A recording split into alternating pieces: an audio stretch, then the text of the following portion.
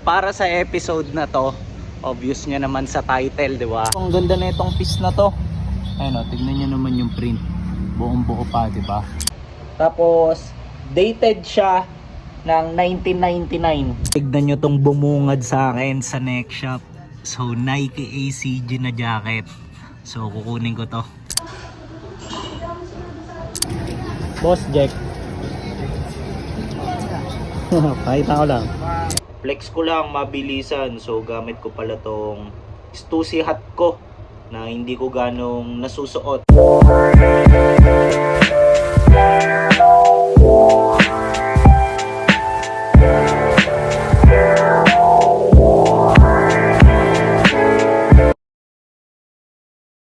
Yo! Good day sa inyong lahat. So para sa episode na to, obvious nyo naman sa title, di ba? So mag-uukay ulit tayo. So let's go! Check nyo ang aking outfit for this episode. So tamang light shirt lang ako para presko sa pakiramdam, di ba? Then yan, maong na denim shorts para madali lang din akong makakilos. And AF1 na ginamitan ko lang ng foot socks. Andito na ako sa unang shop. Tapos tignan nyo yung mga items na meron dito. Isang rack lang siya pero up and down, di ba? Tapos dito sa part na to, merong mga sombrero. So susubukan ko tong tignan. Iisa-isahin ko. So let's go!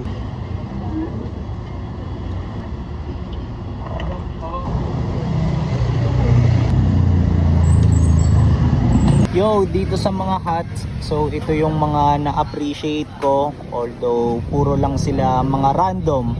So una to, ayan, tracker hat na may nakalagay na Rush track centers sa harap. Then yung pinaka nagustuhan ko sa detail nito, so check nyo yung snap nya. Ayan o, may branding na Richardson, di ba? Di lang siya yung basta-basta snap lang. So most likely siguro branded talaga to. Tapos hindi lang ako familiar kasi tignan nyo meron pa siyang tag sa loob, di ba? So sa tingin ko siguro racing hat to.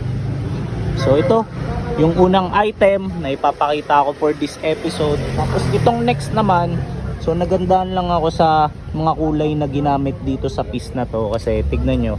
So yung brim nya brown, di ba? Tapos merong stitching ng mga puti. Tapos yung print nya kulay orange. Tapos tignan nyo yung net nya, olive green. So ang ganda ng mga kulay nya, di ba? Although medyo marami yung pinagsama-sama, maganda naman yung naging blending. Tapos wala siyang kahit anong issues. Tapos ang naaalala ko sa snap neto, parang yung sa mga lumang new era. Ayan o. Tapos yung tag niya sa loob faded na eh. Ayan o. Kaya hindi ko masasabi kung ano yung brand niya, 'di ba? Ayan. Tapos para naman dun sa next na item, so ito meron siyang nakalagay na Bobby Cool. So ang pinaka nagustuhan ko lang dito sa item na to, kunin natin. So yung shape niya, naalala ko sa kanya yung bagsakan ng Nike ACG hat ko. Ganyan no. Medyo bagsak, 'di ba? Ayan. Tapos may nakalagay lang siya na stay chill sa likod. So check natin. So may tag din pala siya ng Bobby Cool sa loob, 'di ba? Sobrang cool siguro na ito ni Bobby. Inulit-ulit eh. Oh. Ayan. Tapos itong next item naman, so na-appreciate ko dito yung material niya. Para siyang waterproof. Ayan oh. Diba? Tapos ang ganda ng stitching ng Pentax na nakalagay dito sa harap. Then sa likod wala siyang snap, instead meron siyang strap. Ayan o. Tapos ang ganda ng kulay, tignan nyo, para siyang dark teal, diba?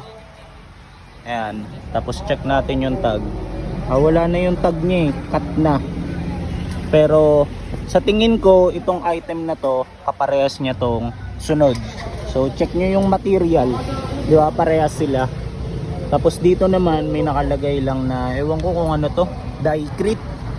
Parang waterproof din yung material nito eh. Tapos kaya ako nasabi na siguro parehas sila kasi no, check nyo yung strap. Parehas dun sa isang to, 'di ba? Tapos ito naman meron pa siyang tag. Ayan. So most likely siguro yung brand nitong Pentax. Ito rin, Suplex. Ayan. Hindi lang ako familiar dito. Tapos yung next item naman, so ito kaya ako kumbaga na-appreciate to kasi naalala ko yung colorway ng G-Packers, di ba? Ganyan. Dilaw, tapos merong green. Pero aside sa kulay, wala naman na akong ibang na-appreciate dito. Yun lang, yung kulay lang, naangasan lang ako, di ba? Tapos itong last item, Adidas na siguro pantakbo to, di ba? Running hat. So pagdating sa logo niya, medyo faded na, di ba? Ayun oh. Tapos meron siyang multiple issues na check ko kanina. So ayan, cut na yung tags niya. Di ba? So ito, yung mga item na na-appreciate ko dito.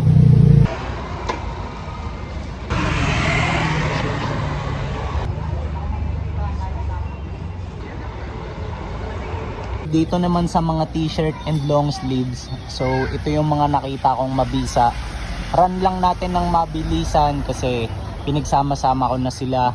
So ito yung unang item, Microsoft na t-shirt. Tapos yung tag niya, so ito, Fruit of the Loom na heavy cotton. So kung mapapansin nyo, meron lang siyang mga siguro washable stains naman tong mga to. Pero hindi ko lang sure dito sa mga to. Ayan o. Medyo malala na yung pagkadilaw eh, diba? Ayan. Pero ang ganda na itong piece na to. Ayan o, tignan nyo naman yung print. Buong buo pa, diba? Tapos itong next piece naman, so may nakalagay lang na Cuba. Ganda o. Angas ng font na ginamit, diba? Tsaka yung kulay. Tapos naka single stitch yung dito sa neckline nya. So check natin kung anong tag na ito. So faded na, pero ayan, ganyan siya. Ayan. Tapos meron din tong back hit. Ito. Ayan. Siyempre gusto ko rin makapunta sa Cuba someday kapag ballin na ako. Doon ako magsisigar, di ba? Tapos itong next item naman, vintage random shirt na Australia piece. Ayan o. Tapos naka single stitch siya dito sa sleeve tsaka dito sa laylayan. 211.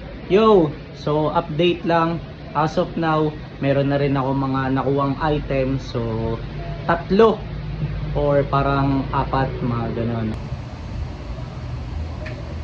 Ito rin ang pogi nito.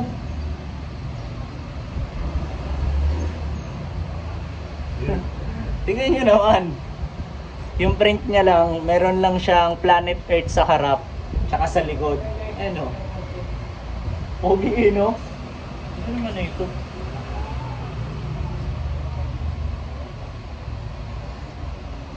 Alam mo, may mga stains lang yan.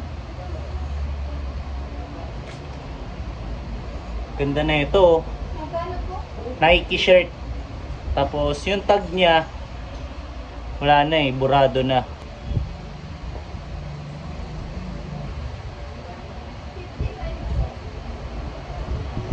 Yo, dito sa mga nakasampay, so ito yung mga mabisa. So ito yung una.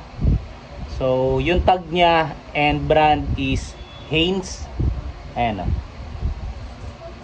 Tapos kung makikita nyo, plain white shirt lang siya. Pero vintage na to. Tapos yung second item naman, so yung tag and brand naman nito is ayan, Anvil. Tapos sa harap, plain lang siya. Pero sa likod, ayan o, Rolling Stone. Okay ba? Tapos dated siya ng 1999. For the last item, showcase ko lang din tong PSG ng bossing ko dito. So ito, back to back championship hat ng Chicago Bulls. Tapos yung tag niya burado na eh, pero Twins Enterprise to. Pre, thank you pre. Thank you. Tignan nyo tong bumungad sa akin sa neck shop. So Nike ACG na jacket. So kukunin ko to. Meron din ditong Salomon Pero. So tignan nyo naman yung kulay, di ba? Tapos ngayon ko lang napansin, Gore-Tex pa pala to. Ang pogi eh, no? Ayan, no? Tapos itong pair naman na to, although hindi ako familiar sa brand nito, so gusto ko lang siyang ipakita kasi naalala ko sa kanya yung bago kong Nike ACG pair, yung 2011 Salbolier. Parang ganito siya eh. Tignan nyo, meron ding kin dito. So puro pang outdoor lang ata yung binebenta nila sa shop na to. Biro lang. Dito sa mga long sleeves, so check nyo, merong Kugi, ayan o. Tapos yung katabi niya naman, ito Versace, o diba? Ang ganda ng kulay ng piece na to, olive green, tapos Nike pa. Tapos na akong mamili dito sa shop na to, and ang next step ko ngayon is, naiisip ko, kakain na muna ako kasi lunch time na eh. Then after, tsaka ako babalik sa hunting, 'di ba? Tapos gaya sa mga usual thrifting episode ko, so check nyo na lang kung ano yung mga items na nakuha and makukuha ko pa lang mamaya, 'di ba? Sana madagdagan pa, 'di ba? So samahan nyo pa rin ako. Tara, let's go. Ready na ang ating FT. Tapos kung mapapansin nyo, ayan, meron ako ditong sabaw na mainit pa. Ayan o, umuusok pa yan. Tapos tamang tubig lang tayo, 'di ba? Pack soft drinks. Tapos yan, dalawang itlog na malasado para tamang protein lang tayo. Tapos kung mapapansin nyo, tapa na naman ang ulam ko kagaya dun sa last episode. O, 'di ba? So tara, kain tayo. Let's go. Ang sarap ng sabaw nila. Tapos sabi ko nga kanina, 'di ba? Yan oh. Umuusok pa. Solid.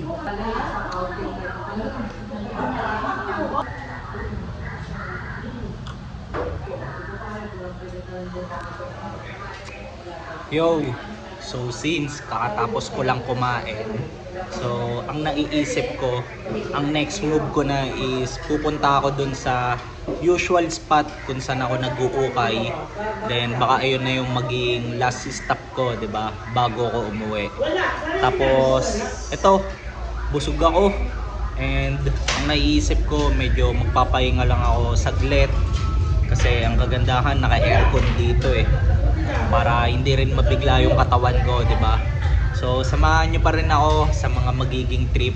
Then sana dun sa next na pupuntahan ko, makakuha rin ako ng iba pang mga items, 'di ba? So tara, let's go.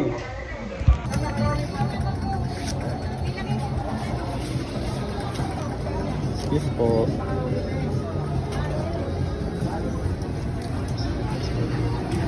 Boss Jack. Pakita ko lang. Nagandahan lang ako dito sa piece na to. Ayan o, tignan nyo yung design niya. May nakalagay na Jesus loves this guy. Yo, biglang umulan. Inabutan pa ako, di ba? Pero safe lang. Blessing yan. So tambay muna ako dito with Boss Jack. Ayun o, busy siya o. Boss Jack. So update lang.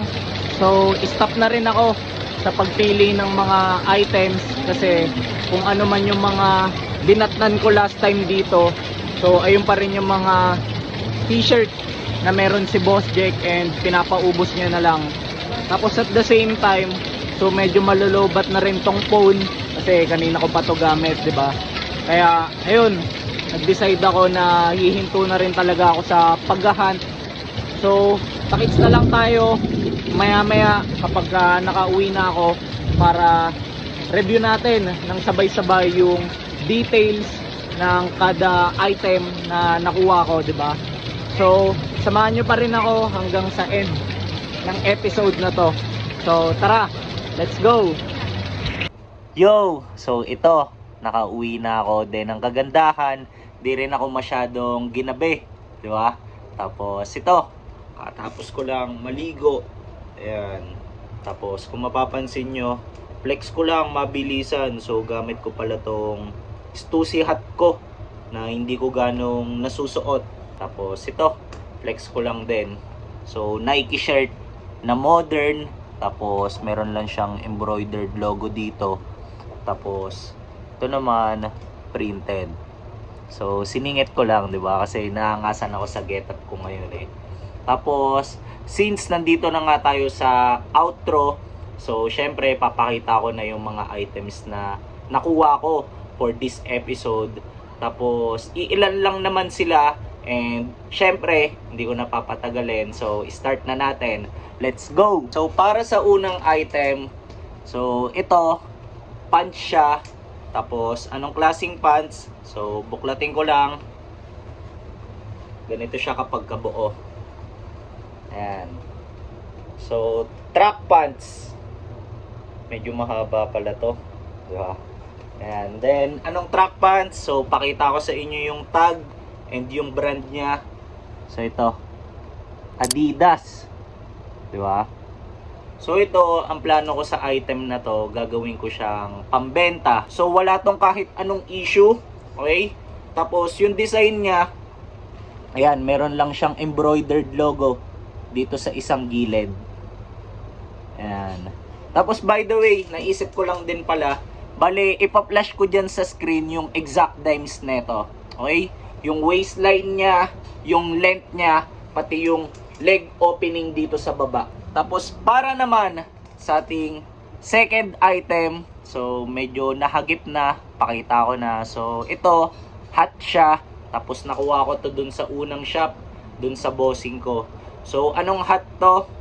Ito, Nike. Na hindi ko lang sure kung pantakbo ba siya, pero parang ganun yung bagsakan niya eh. Ayan o. Tapos ganito yung likod niya. Tapos wala tong kahit anong issue. Then yung logo niya dito sa harap, embroidered yan. Tapos para naman sa ating third item, so hat ulit to.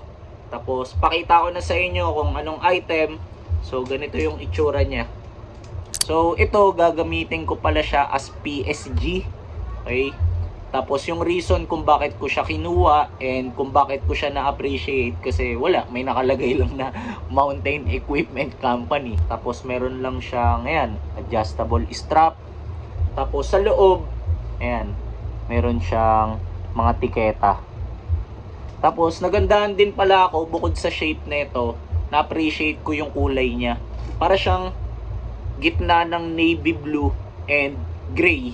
Ayan. Tapos, kung mapapansin nyo, parang sobrang ganda ng stitching, tsaka mga details niya, 'di ba? Pulido yung mga tiketa, lahat. Ultimo yung dito sa side na to.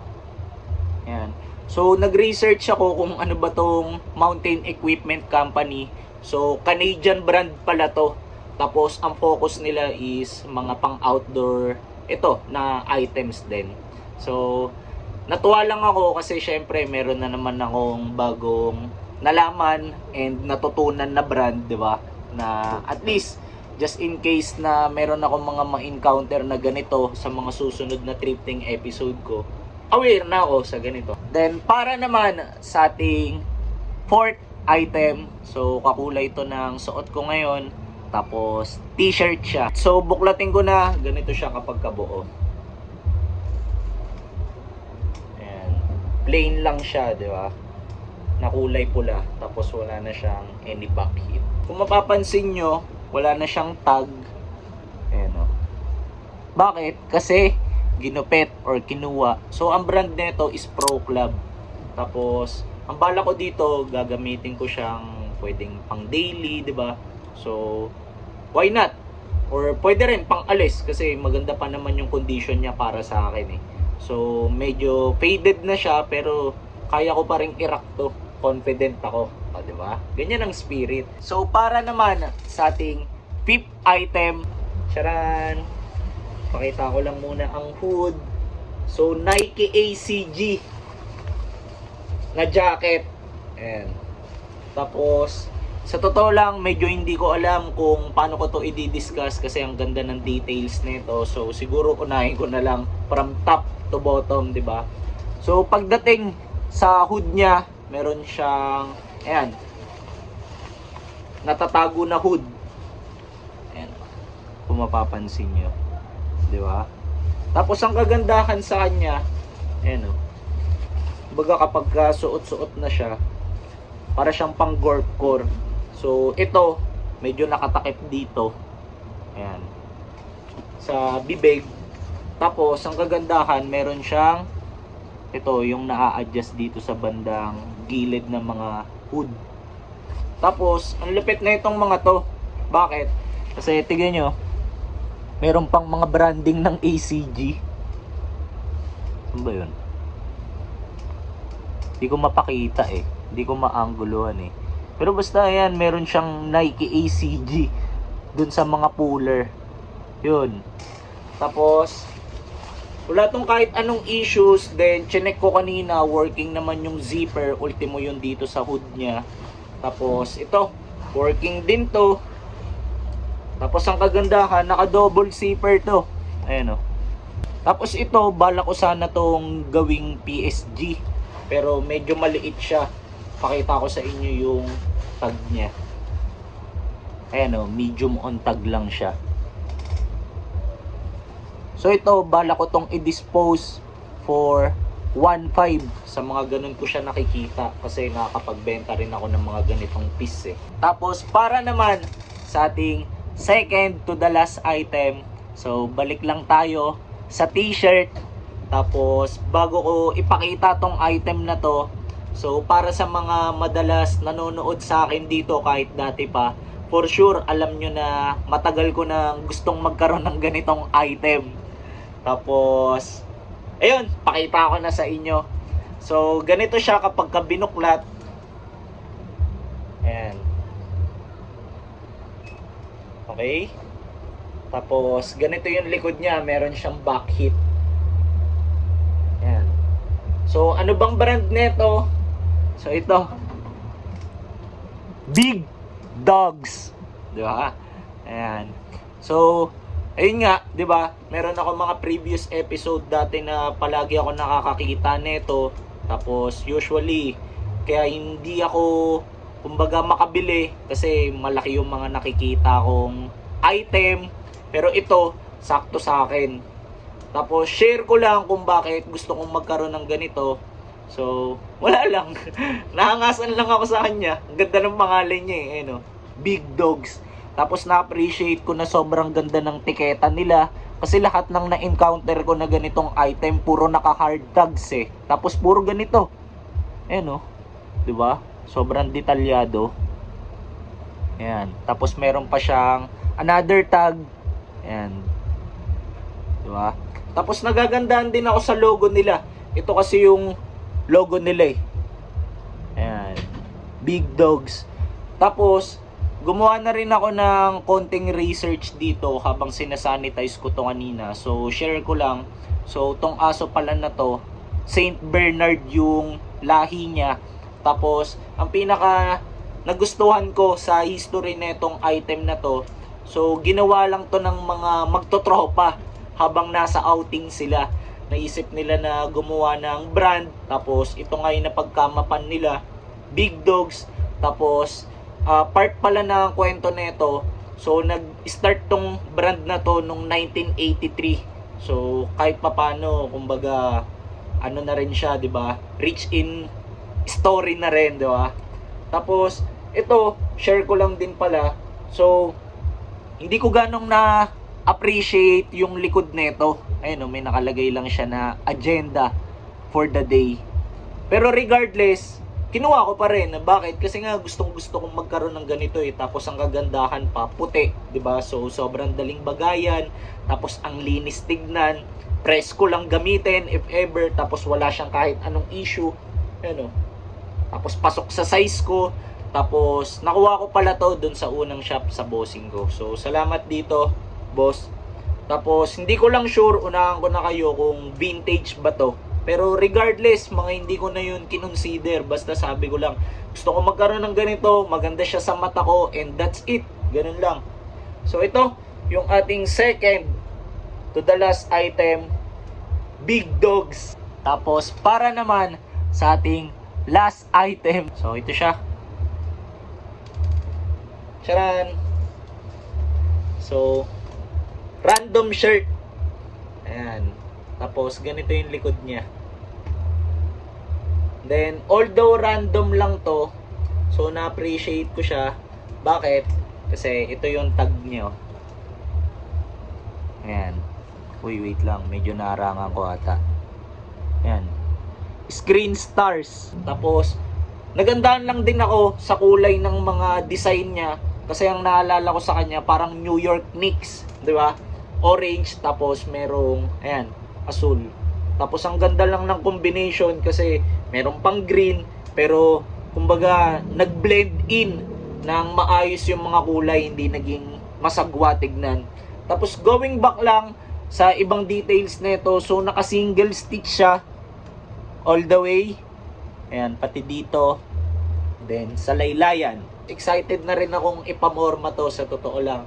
So check nyo ako sa Instagram at @MikeLacson_ kasi lately mas gusto kong maging active na maipakita kung paano ko pinapamorma yung mga piece ko So since napakita ko na lahat ng item na nakuha ko for this episode, so syempre yayayain ko na naman kayo. Comment kayo kung ano sa tingin nyo yung pinakamaganda sa lahat ng nakuha ko. So ako, unahan ko na. So para sa akin, ang bias ko talaga is dalawa this time So yung big dogs and yung, ayun nga, yung nahuling Screen Stars na vintage shirt. Tapos bago ko i-end tong episode natin, so kagaya nung palagi kong ginagawa, so thank you muna para sa lahat ng umabot sa part ng episode na to. Tapos ulitin ko lang, plug ko lang yung IG ko. So pwede nyo akong i-check at MikeLacson_ kasi dyan ako mas active compared sa ibang social media platforms. Okay? So takits tayo ulit sa mga next kong upload. Let's go!